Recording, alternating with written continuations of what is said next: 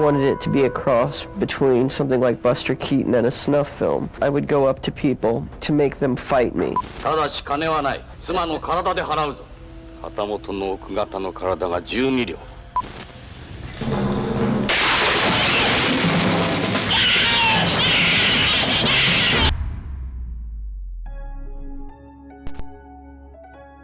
18 lost films, 7 levels. This is the iceberg of lost cinema, a reminder that some films are buried for good reason. We'll begin with the easier entries, but as we descend, the stories behind these movies become increasingly disturbing. Let's start at the tip of the iceberg. Disclaimer. Level 1. The Intruder, 1975. Few films capture the persistent mystery of disappearance quite like The Intruder. It's a slasher movie that for years hung in obscurity after being shelved almost immediately post-production. Shot in the late 1970s, this was an American genre entry that became a legend for being practically erased from existence. After the film wrapped, its distributor made the questionable choice to shelve the project outright, reportedly destroying or losing every scrap of footage. For decades, those who remembered it wondered if it would ever be seen again or if it was gone for good. This all changed decades later when a single 35mm print surfaced in a storage facility. The film had survived by sheer chance, just long enough to be rediscovered and restored for a Blu-ray release in 2017. For fans and critics, it was like the return of a buried artifact, a chance to see what had been locked away for nearly 40 years.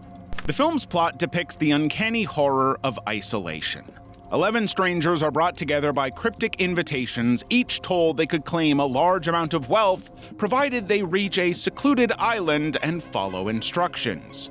From the start, there's a sense of unease. The host is nowhere to be found, the island feels cut off, phone lines are dead, and the guests size each other up, not quite trusting anyone. As soon as they notice the first disappearance, suspicion begins to grow. The survivors begin to realize that they are being targeted.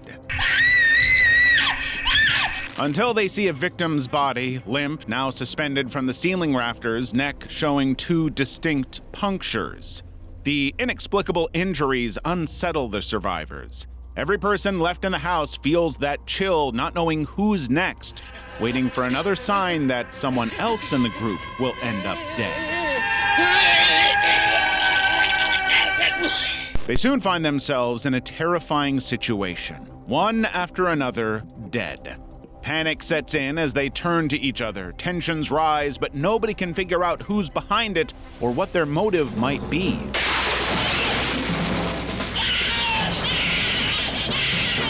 In the end, it was then revealed that the enemy was among them all along. For so many years, this is all anyone really knew. Theories, memories, whispers, and a story about footage lost somewhere in a world where many films simply vanish.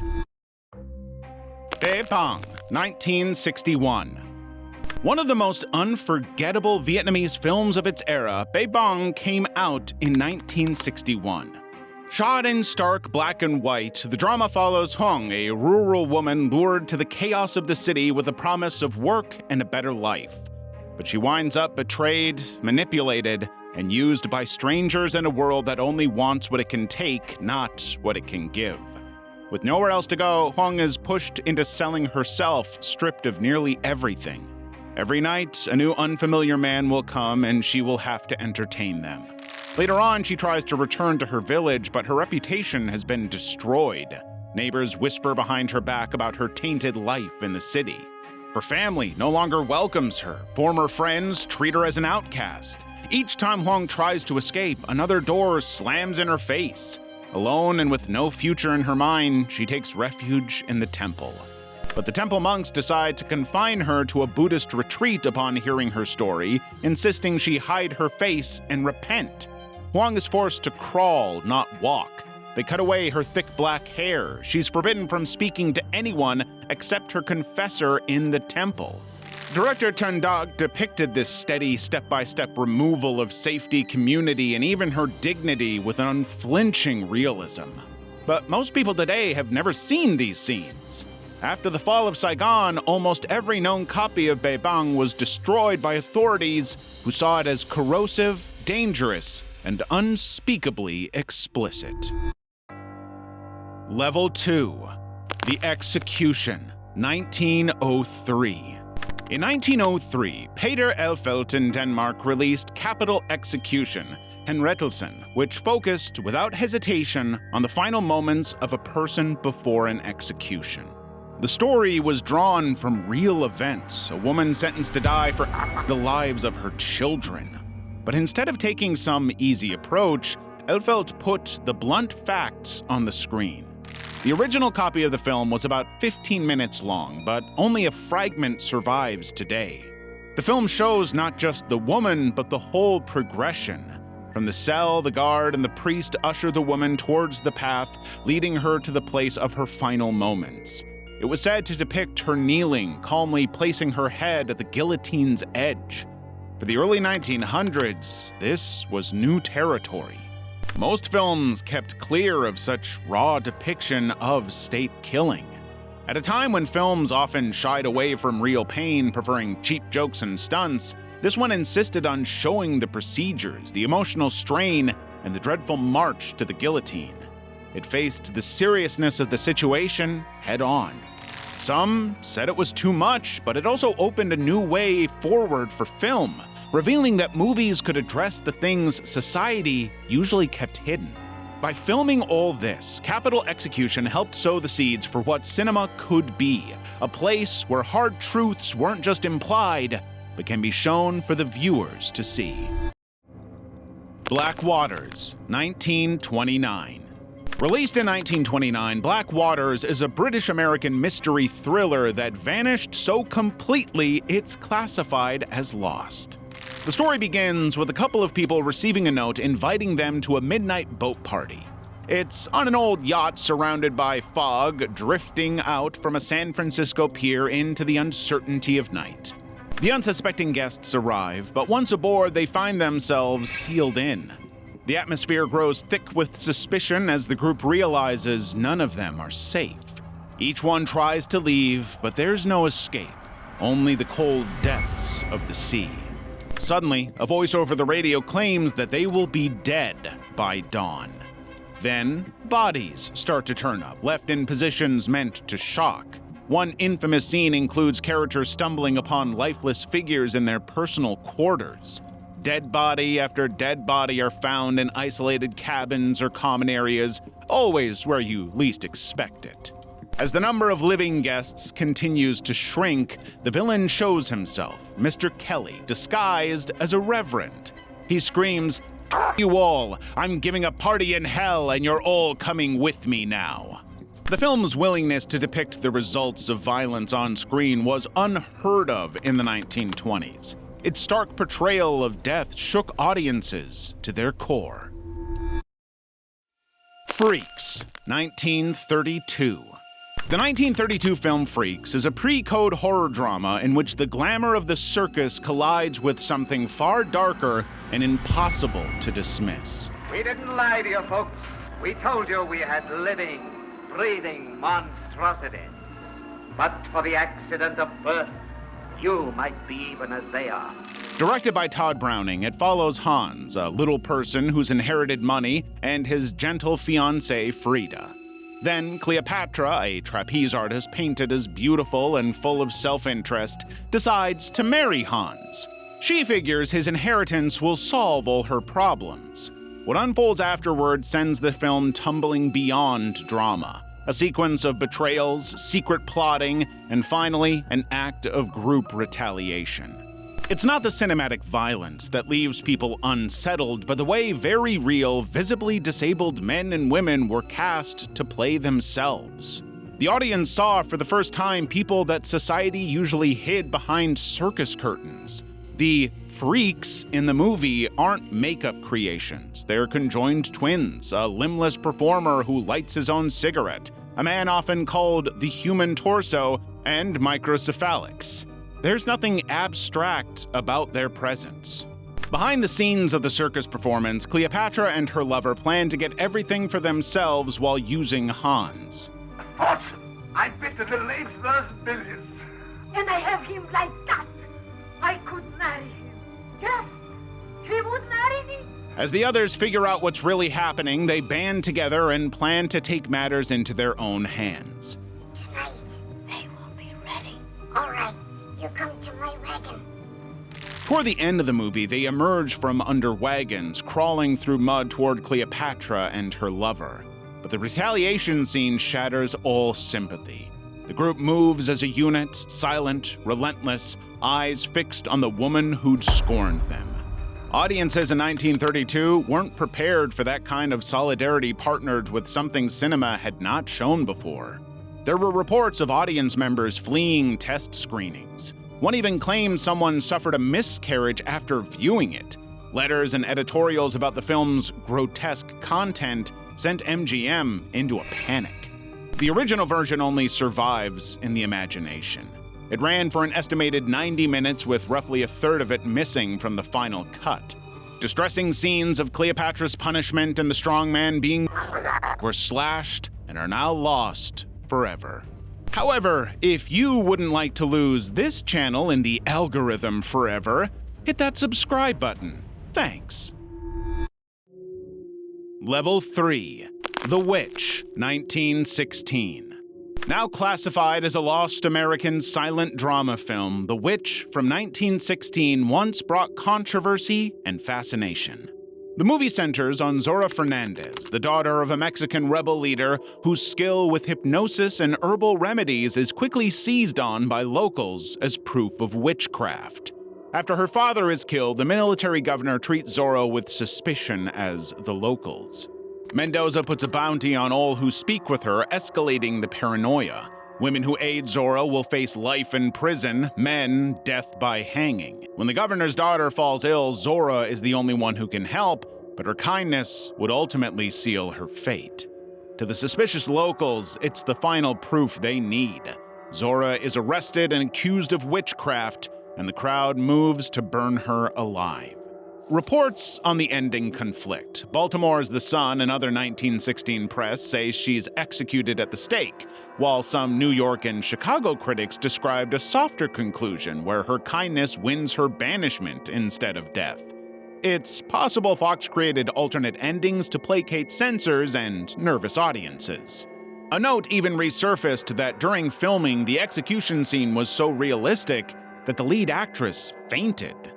No copies of the film survive. Its disappearance was confirmed by the Library of Congress, with only production stills left in print, most likely due in part to events like the 1937 Fox Vault fire that wiped out thousands of films.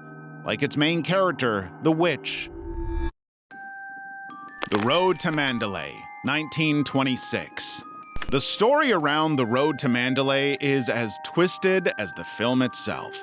For decades, Todd Browning's silent melodrama from 1926 was talked about mostly in rumors and old reviews. Nobody could actually sit down and watch it because it wasn't there. People guessed, people speculated, but for the most part of the 20th century, it was considered gone for good, one of those old movies lost to time. Then, in the 1980s, someone stumbled on a small, battered film print in Europe. It wasn't the whole thing. What they found was around 35 to 46 minutes, barely half its original length. And the translation had gone through a game of telephone, English to French, then back to English for restoration. Still, it was enough to get a sense of what Browning and Lon Chaney, the actor, had unleashed. Originally, viewers would have sat through 70 to 80 minutes of Singapore Joe, the main figure played by Chaney in full bizarre makeup. Complete with a glass lens simulating a blind eye, tattoos across his arms, and a glowering presence that looked less human than animal. The plot was relentless. Joe, once a ship captain, loses his wife as she gives birth and hands off his child to his priest brother. Fast forward 20 years and Joe has become the owner of a brothel in Singapore, his face wrecked and his soul even more so. The place is a hub for traffickers and petty criminals, and he runs it alongside his associate, English Charlie Wing. It's hard to overstate how disturbing some of the recovered footage is. The film doesn't blink when showing the specifics. Joe unwittingly puts his own daughter in harm's way, letting her wander into a den filled with men who will do whatever is necessary to keep their grip on power. The atmosphere is claustrophobic. The brothel itself is grim, dirty, and shot through with an air of barely contained violence. The worst of it is implied rather than shown, but it's unmistakable. Many of Chaney's greatest moments are gone forever. His panicked, animalistic realization about his daughter, and the furious confrontations with his partners. The most intense parts simply don't exist anymore. And whatever's left leaves huge narrative gaps, with the ending vanishing entirely. Level 4. Ramusha, 1972. No one has ever seen the Ramusha movie from 1972 in the theaters or anywhere else. Even after it passed the censors, government authorities decided the film had said too much about the suffering Indonesians experienced during Japan's occupation.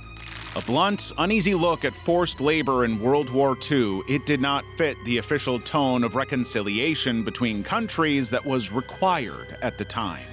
All copies vanished, leaving no print for public viewing. Rumors about its content have swirled ever since, cementing its place in lost film lists. What little is known about the Ramusha is that it puts Indonesian trauma on screen without flinching. The word Ramusha itself brings up grim images. Tens of thousands, perhaps millions of Indonesians gathered into back-breaking labor for the Japanese occupiers with barely any food, no freedom, and little hope of ever going home. The movie zooms in on Rota, a regular man who gets swept up in a crackdown.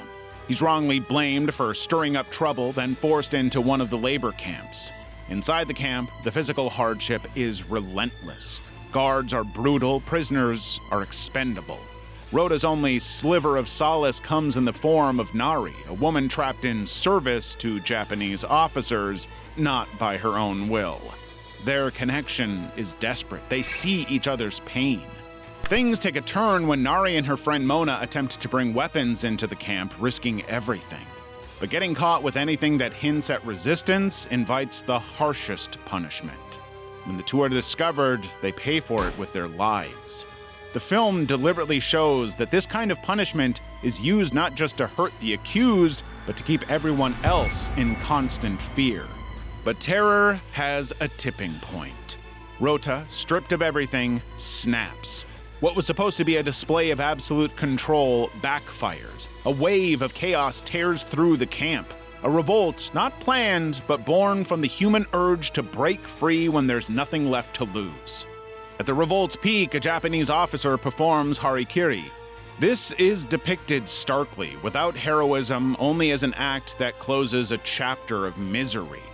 The government's total suppression of the film gave it a different power. Instead of being forgotten, the Ramusha became a scar on Indonesia's filmmaking history. Fight Harm, 1999. Harmony Korine's Fight Harm is well beyond obscure. Shot in 1999 with magician David Blaine on camera, it became an urban legend among film fans with less than 17 minutes of raw footage said to exist. And that's all anyone outside Korine's circle ever saw. The footage, reportedly locked away in storage, is sometimes shown to a select few at film festivals. I wanted it to be a cross between something like Buster Keaton and a snuff film. I would go up to people to make them fight me. Korine's premise sounds simple, but it's immediately alarming. Walk the streets of Manhattan, find people bigger than himself, and provoke them until a fight inevitably breaks out. But be reminded that you should always let the other person throw the first punch. The crew, forbidden from intervening until Korine was actually knocked unconscious, simply kept rolling, capturing every grimace, every hit, every unpredictable escalation.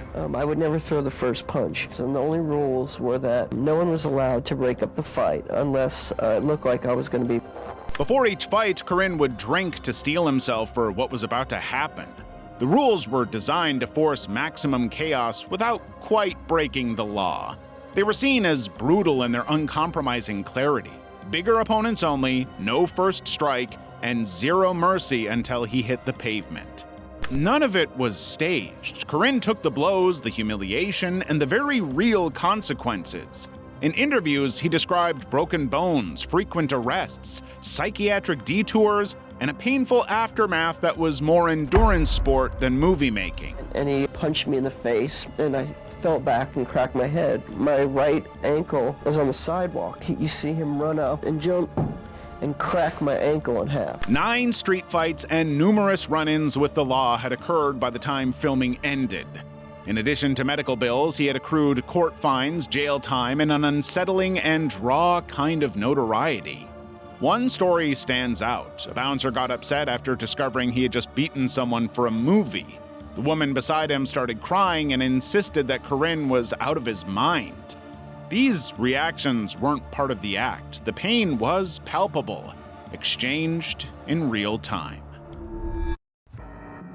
The New York Centerfold Massacre, 1985. There's a reason the legend of the New York Centerfold Massacre persists even after decades spent in mystery and loss. This ultra-low-budget horror film was shot in 1985. The movie's poor visual quality makes it hard to tell the characters apart. The story has no clear sense of time, the events feel incoherent and out of sequence. It shows models paraded in minimal attire, forced into degrading scenarios amid the clutter of a backroom studio in Soho. The only prints left to circulate now are stitched together from whatever clips they could find. What's left is as confusing as the film's narrative. The plot begins with a woman looking at modeling ads in a newspaper. There's an odd sequence of repeated shots of her fixing her dress and a ringing phone. Then the scene shifts to the woman arguing with her religious stepmother, who criticizes her clothing and demands that she pray. The Lord doesn't want to see you dressed like that. The Lord isn't going out in 200-degree heat. Don't jest with the name of God. The main character's friend visits, but is told they can't hang out in the bedroom because the bed isn't made. They end up in the bathroom, chatting while one sits on the toilet. A modeling scene also follows, though it's unclear if the women are from the earlier scenes. The scene jumps to 2 women at a centerfold photo shoot. A masked man attacks one with a tripod, producing a strange metallic sound effect, then puts a blow dryer in her mouth. Another woman, unable to find her friends, visits a psychic who offers vague visions involving colors and a studio. Out-of-uniform police arrive at a photographer's studio while he's taking advantage of a model. If you're still tuned in, you'll see a dead body of a woman. The masked man torments a gagged woman sitting in a chair, and finally the twist: the killer is revealed to be the stepmother, motivated by religious purification. The movie brutally depicts models bound and screaming for help and desperate attempts by investigators to keep up, with the masked antagonist always just out of frame, fragmented and grainy. Critics declared the movie not worth watching, unless for 1980s or the bizarre inserted scenes. Even then, many wouldn't recommend it without heavy intoxication to blunt the senses. Every surviving snippet hints at a more extreme visual, but the full picture can never be restored. The full footage is gone, burned, or erased. Level 5. Sucker Blues, 1972. The Sucker Blues isn't like any other lost rock documentary. It's practically forbidden, a ghost of cinema that's been whispered about for decades. It started when photographer and filmmaker Robert Frank tagged along with the Rolling Stones for their 1972 American tour. What he captured didn't look like the glossy, choreographed band document so many expected. Instead, the raw footage spilled over with scenes never expected to see the light of day. Band members and crew using tricks without a second thought, groupies passing in and out of hotel rooms, trashed places filled with smoke making everyone restless. It shows desperation, vulnerability, and sometimes deeply unsettling raw moments. It was life on the road beyond imagination. Okay, you can tell us when. Okay. Down. When the Rolling Stones finally sat down to watch the final cut, Shock quickly became panic. They saw indulgence, bodies drained of energy, and moments of exploitation from every frame. What had been originally intended as a document of a triumphant tour now threatened the band's reputation. The threats didn't come from their more hedonistic moments, but because the camera never blinked. It never looked away. Viewers are confronted with raw transparency, moments where lines are crossed without a second thought. They simply happened in front of the camera, unrestrained and uncensored. Every shot is tense due to the combination of power, restlessness, and complete lack of supervision. To stop the film, the Rolling Stones filed a lawsuit. Their lawsuit not only postponed the movie's release, but it also shut it down entirely.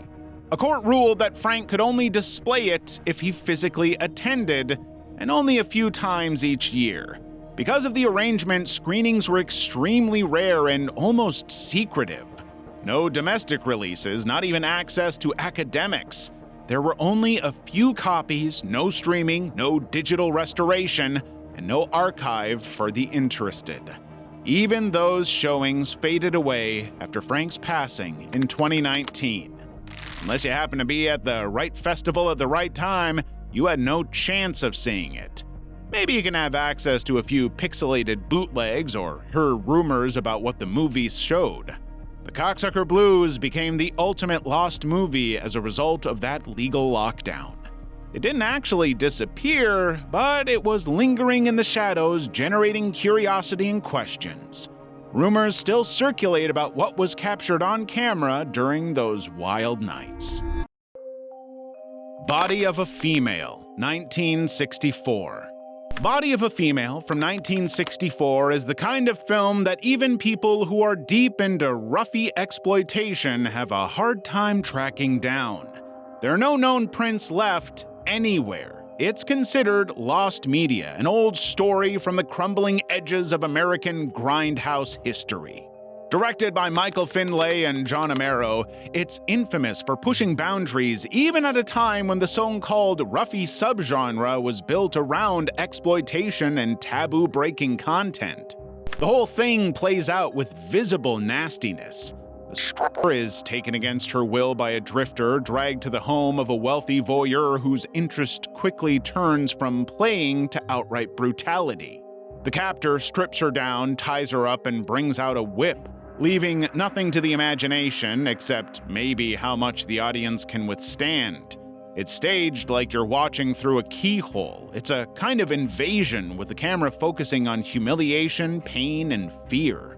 Escape comes and she finds herself on the run, but her pursuer is driven by a desperate need to silence her before she can reach anyone for help. The film was distributed to the kinds of theaters that rarely kept records, and this world was intentionally operating under the radar. Because of this, print copies of Body of a Female simply vanished as the decades passed. It left only a few still photographs and a legend of something genuinely shocking, something that shows with blunt force how far some filmmakers were ready to go to shock, provoke, and disturb. The 1971. A low-budget Anglo-Argentinian horror film shot on location in Buenos Aires in 1971. The was quickly overshadowed by its own legend. Directed by Michael and Roberta Finlay, the film was produced for just $30,000, hiring non-professional actors into a grindhouse scene inspired by the chaos and violence of the Manson family. It's a story that follows a manipulative cult-like group in Argentina. They lure outsiders to their secluded compound on the pretense of making a movie. Once inside, the guests are subjected to planned cruelty, a staged filmmaking process concealing staged violence, rituals depicting bodies breaking disguised as a spectacle, the cult's charismatic leader presiding over everything. The characters enter the scene, including the actress Terry London and her director, Max Marsh. But they become pawns in a cult leader's campaign, manipulated in front of the camera and behind it. Mr. Marsh and Miss London, would you mind if I asked you a few questions? You know I mind. You know I don't give out any interviews. Is there any truth to the rumor that you intend to be married here? We've come here to make a picture, that's all. The film's most infamous debaucherous sequence turns the compound into a den of ritualized chaos. It's inspired by actual news stories, but exaggerated for impact. The barely saw release and quickly faded away with only rumors persisting.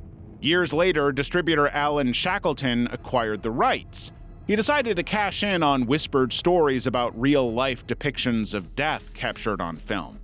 He had the ending altered and changed its title to Snuff in 1976, adding its infamous tagline, "The film that could only be made in South America, where life is cheap." Shackleton removed the credits. He made the ending seem as though the actress from the movie was killed by the crew members in real life. Then he advertised the film as if it contained genuine footage until law enforcement actually investigated. Today, only this modified version exists. The original cut's whereabouts are unknown. All that remains is a cultural artifact built on exploitation, rumor, and the uncertainty of never knowing where fiction ends and reality begins. Level 6. The Cuckoo Clocks of Hell, 1973.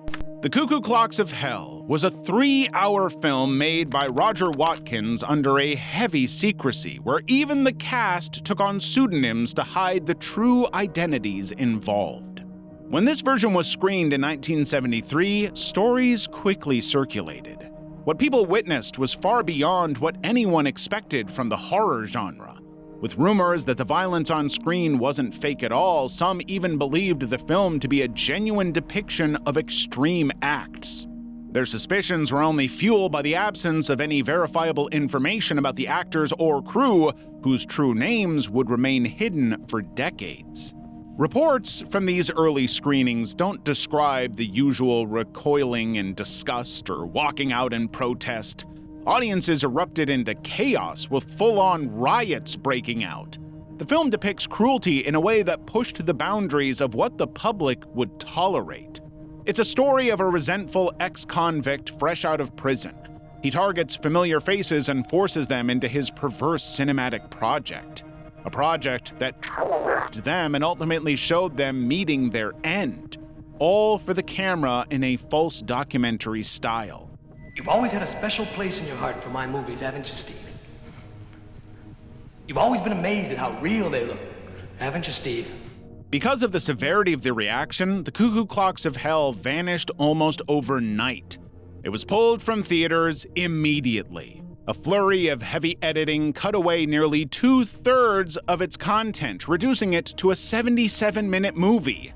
What remains accessible today, even in its cut form as Last House on Dead End Street, still carries a dark and heavy feeling.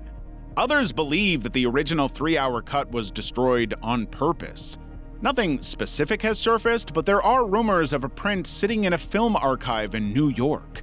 The surviving version is remembered more as a gruesome legend than a regular movie, somehow blurring the lines between fiction and reality. The Lady in the Sea of Blood, 1997. The 1997 Japanese film The Lady in the Sea of Blood spent years out of circulation. Rare collector circles tagged it as lost, with only 3 known owners. That is, until one copy reached Twisted Danger. This was made for probably 3 people, and that's exactly the film's backstory. And one of them came up, and that's how Twisted Danger got a print. Japanese films and S&M films are common, but this one was made for an extremely niche audience. The known version, often labeled Part 2, features a naked woman drenched in blood performing extended rituals, rolling, smearing, and showering with it. No plot, just 30 minutes showing a woman brushing her teeth, washing, covering herself in fake blood, feeling herself up, and cleaning. The scenes loop and the girl is entirely alone for the half-hour duration of the film. Japan is known to cater to very specific without kink-shaming. Obscure works like this are part of that culture. Others find it non-erotic but see potential appeal for fans of extreme Japanese shot-on-video works. Some people think it's oddly captivating. Others think it's sick, voyeuristic, and almost unwatchable. Level 7. Cruel Ghost Legend, 1968. For years, nobody could find a copy of Cruel Ghost Legend, a Japanese horror revenge film from 1968 that slipped into obscurity after its initial release. The film faded from public consciousness, only whispered about for its haunting content. This continued until what seemed like the only surviving print was finally unearthed by VHS collectors in the 1990s. Later, a pristine widescreen broadcast surfaced online, changing everything for fans of rare Japanese cinema. Set in feudal Japan, the action starts with a ruthless samurai trying to get out of debt to a blind monsieur in the most brutal way possible. He offers up his own wife for a night as payment,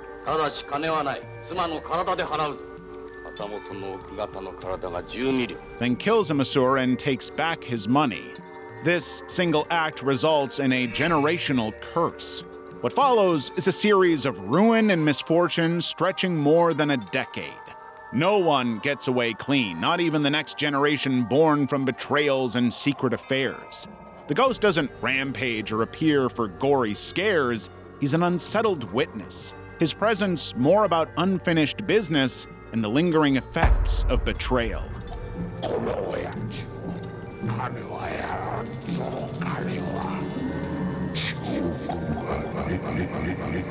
Under the curse, the legitimate son drifts into robbery and violence, while the illegitimate son grows into a manipulator, turning to transactional relationships to get ahead.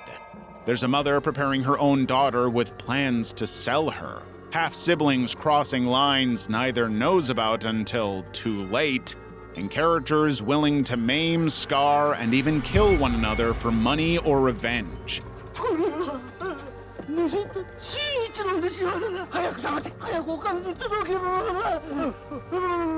You see fingers chopped off, faces mangled, and cold ritual deaths. There's not a moment spared to breathe. The violence is direct. There's no poetic justice and no moral conclusion, just a chain reaction of pain. The acts pile up one on top of another, from beheadings to dramatic betrayals rooted in warped family ties, until the curse seems to suck the life out of every character involved. Heartbeat in the Brain, 1970. Heartbeat in the Brain. The title alone brings an uneasy feeling once you know what it actually shows. The creator, Amanda Fielding, only 27 at the time, realized that modern medicine wasn't going to help her test the theory. She thought that drilling a hole into the skull could somehow benefit consciousness. So she picked up a dentist's drill, set up a camera, and carried out the whole thing herself. Although I've studied the brain, physiology and psychology and neurophysiology for 40 years, I'm not a trained scientist. I'd call myself more an artist. The film shows Amanda's deliberate movements while showing each step. She first puts on a shower cap and starts to shave her hairline. Over the whirring of the drill, she injects herself with local anesthesia, then proceeds to make careful incisions on her own forehead. She peels back the skin with a mirror and scalpel, revealing her actual skull for the camera. There is no professional in sight. The blood begins to pour down her face and soon fills the whole screen. The film came into existence in 1970 but quickly vanished, building its legend as one of those lost reels that circulated only in rumor. Only a handful ever saw it. One of the earliest public screenings took place in 1978 in a New York gallery. Multiple people fainted as the climax unfolded on screen. In one of Amanda's interviews, she recalled that during this self-operation, she prepared everything cautiously by herself, and even mentioning, "I had an extra drill in case the other one broke down," which indeed it did. Then, in 2011, partial clips surfaced again at a rare screening in London, prompting a new surge of interest. It's a film that unknowingly drills its way into everyone's mind. Sadistic, 2002. There are several movies that went missing. Canceled sitcoms is one of them. The movie that we're going to talk about today, Sadistic, is one of them. And it's, okay, those movies were stolen in 2008. Sadistic was made in, I want to say, 2002, maybe? Freak Out was 2003. In 2002, Brad Jones created a low-budget found-footage horror feature called Sadistic. It follows Melanie, a woman whose world collapses when she finds out about her husband's affair. She snaps. She drugs him, restrains him, and gathers tools like power drills and metal tongs. She has one sick goal: reshaping his body into that of a woman, documenting every step with a camcorder in gory detail.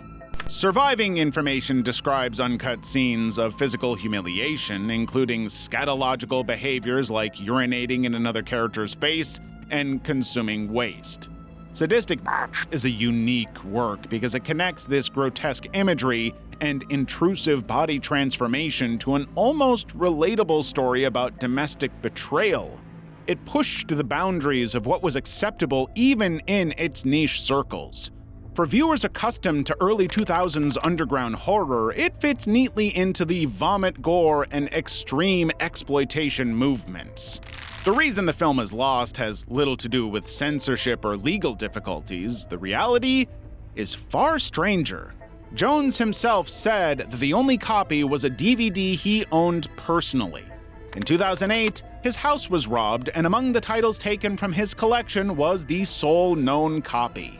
Maybe the thief wanted to have it all for himself, and I, for one, do not want to know why. If you want to see more videos like this one, check out our most disturbing reality shows, Vol.2 Iceberg.